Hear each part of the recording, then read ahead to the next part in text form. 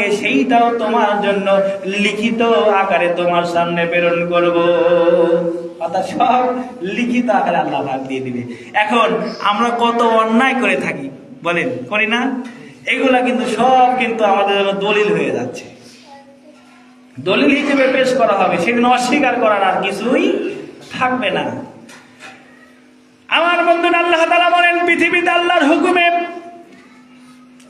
মানুষের যাবতীয় কর্মে কাণ্ডের সাক্ষ্য দিবে।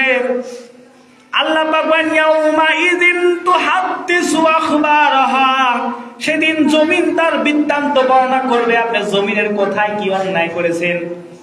মানুষ আমরা দুনিয়ার বুকে চলাফেরা করি, জমিনের উপর গিয়ে আমরা কিন্তু অনেক খর্বরতার অহংকার পেশ করি, অন্যায় করি, দাম্ভিকতা করে মানুষকে অন্যায়ের কাজে আমরা লিপ্ত করি, মারধর করি, জরিমানা করি, নানান রকম ভাবে কিন্তু মানুষকে আমরা ক্ষতি করে থাকি। সেই দিন আল্লাহ পাকের হুকুমে আল্লাহর জমিন পর্যন্ত আপনার আমার বিরুদ্ধে সাক্ষ্য দিয়ে দেবে যে আমরা অন্যায় করেছি। আল্লাহ পাক বলেন ইয়াউমা ইযিন তুহাদ্দিসু আখবারাহা, সেই দিন জমিন তার বৃত্তান্ত বর্ণনা করবে। আজকে তুমি এইটা করেছিলা, পূর্বে তুমি এইটা করেছিলা।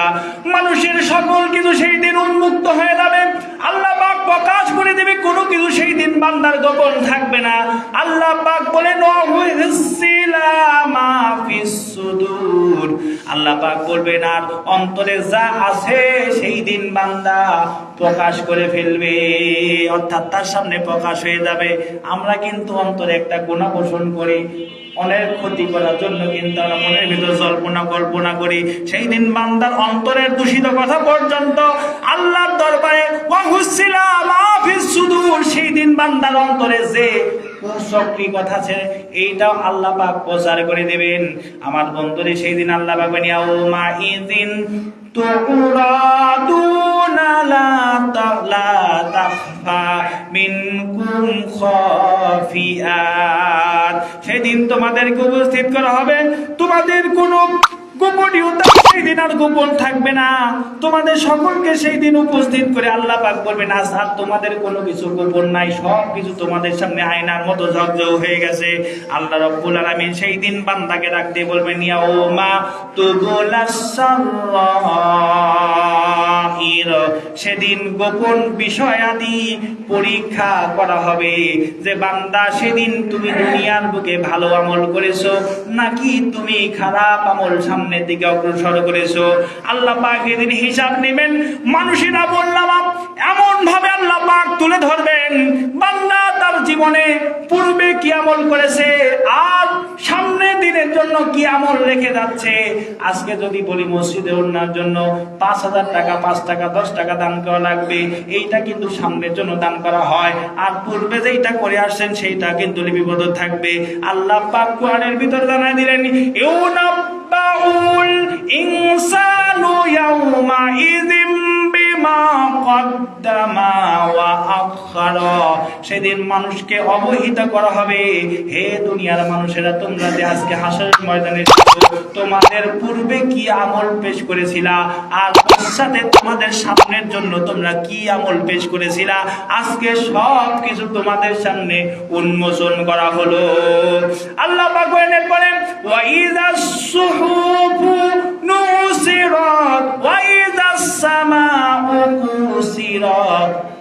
কুশিতাত ওয়া ইযাল জাহিমু সুইরাত ওয়া ইযাল জান্নাতু উযলিফাত আমিলাত নাফসুম মা আহাদারাত।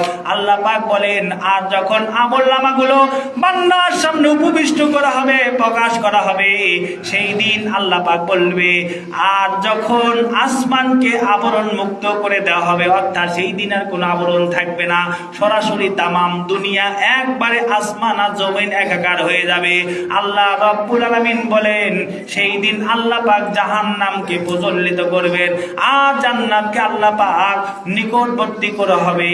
তখন প্রত্যেক ব্যক্তি জানতে পাবে সে সামনের দিনের জন্য কি পাঠিয়েছে আর পূর্বের জন্য সে কি প্রেরণ করেছিল, পূর্বে কি প্রেরণ করেছিল।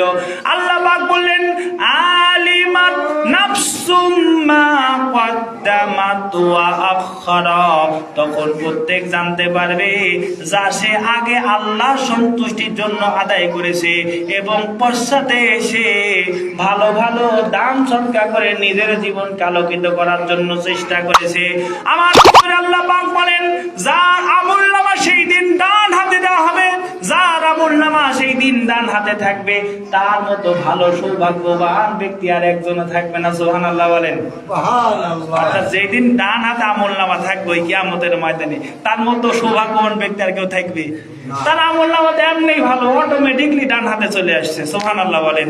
কিন্তু যার আমলনামা বাম হাতে থাকবে তার মতো দুর্ভাগ্য আর কেহই থাকবে না। কারণ যখনই আমলনামা ডান হাতে আসবে তখনই সে বুঝে ফেলবে আল্লাহ আমার তকদিরটা খুলে দিছে। সুবহানাল্লাহ। আর যখন বাম হাতে চলে আসবে তার আর বুঝতে এক বিন্দু পরিমাণ বাকি রইবে না যে আমার জাহান্নামে যাইতে আর দেরি নাই, শুধু হিসাব নিকাশটা দেওয়া লাগবে। আল্লাহ পাক বলেন, যার ডান হাতে আমলনামা থাকবে সে বড়ই সৌভাগ্যবান। আমার বন্ধু আল্লাহ পাক বলেন, ফাআম্মা মান উতিয়া কিতাবাহু বিয়ামিনিহি ফায়াকুলু হা উমুকরাউ কিতাবি